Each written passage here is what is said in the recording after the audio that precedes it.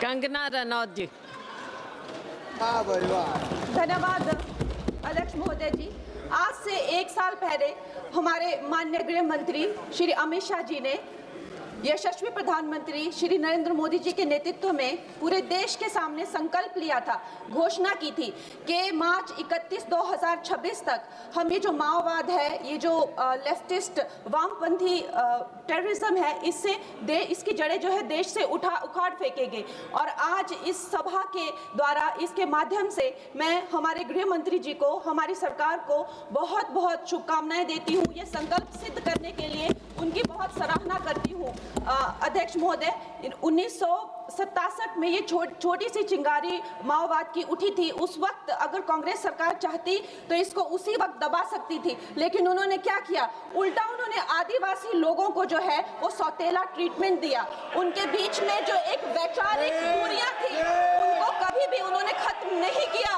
और जब ये माओवाद की समस्या हम उनके सामने आई तो जैसे मेरे भाई संबित पात्रा ने पूरे देश के सामने आज बताया कि सोनिया जी और राहुल गांधी जी की वामपंथी सरकार प्लस उनके वामपंथी सलाहकार प्लस उनके जो वामपंथी मित्र और ये वामपंथी टेररिस्ट और इनको जो भी जितने भी फंडिंग होती थी, जो भी इनके हथियार होते थे, गोला बारूद होते थे, वो उन लोगों से आते थे जिनके साथ ये कांग्रेस की सरकार उठती बैठती थी। तो हम लोग क्या अपेक्षा कर सकते हैं? क्या कोई समझौता इनके बीच और वामपंथी उग्रवादियों के बीच हो सकता था? नहीं हो सकता था। और उसका क्या परिणाम हुआ कि ये जो वामपंथी उग्रवादी हैं ये बिल्कुल आउट ऑफ कंट्रोल हो गए। इन्होंने खून की नदियां बहा दी, इन्होंने 16,000 से ज्यादा अटैक किए, इन्होंने 2,000 से ज्यादा सुरक्षा कर्मियों को मार डाला, इन्होंने छोटे छोटे बच्चों की जो है वो जिंदगियां ले ली, वहां पे नरक बना दिया। इन्होंने तीन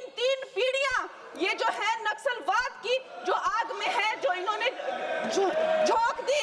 और जब इसके अंधेरे में पूरी तरह से जो ये क्षेत्र है जो डूब गए, जिन छोटे छोटे बच्चों के हाथ में लैपटॉप और कलम होनी चाहिए थी, उनके हाथों में इन्होंने बंदूकें दे दी।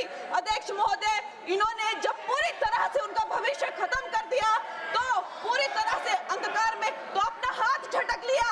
इनको रेड कॉरिडोर बोल के, नो गो जोन बोलकर जो है पूरे देश में बदनाम कर दिया।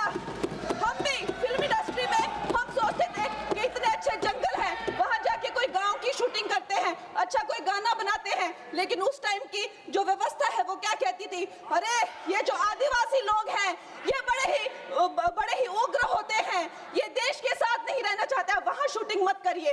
खुद की असफलता छुपाने के लिए इन्होंने पूरे देश से जो है आदिवासी समाज को इन्होंने आइसोलेट कर दिया। लेकिन हमारे प्रधानमंत्री श्री नरेंद्र मोदी जी कहते हैं कि रात चाहे कितनी भी लंबी हो वो रात ही है, सवेरा होना निश्चित है।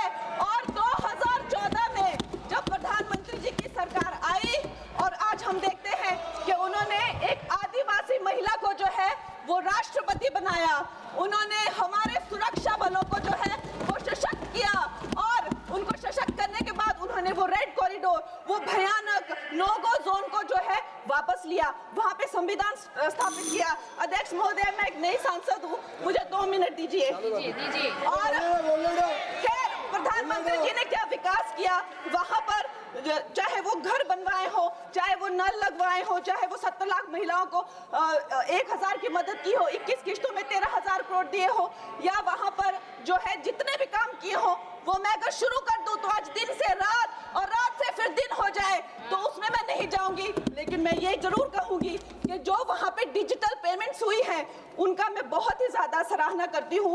उससे जो नक्सलियों का जो वित्तीय नेटवर्क है वो टूटा है, जो वो वसूली का काम करते हैं वो टूटा है, जिससे वो खोखले हुए हैं। उसके साथ में सबसे सराहनीय काम जो किया है वो मैं कहूंगी विकास और विश्वास के साथ जो हमारी सरकार ने इसको जोड़ा है। उसके उपरांत जो है उन्होंने जो समर्पण की नीति अपनाई है, 8,000 से ज्यादा युवा जो हैं वो समर्पण कर मुख्य धारा से जुड़े हैं, उनको 5 लाख की राशि और उनको रोजगार दिया जा रहा है। महोदय जी, मेरे पास कहने के लिए तो बहुत है लेकिन मुझे बहुत ही कम समय मिल रहा है। सदन के पास समय नहीं है। इस तरह की नीति हमने दोगो में भी अपनाई है और वहाँ भी बोडो में, आसाम में भी 10,000 से ज्यादा लोगों ने समर्पण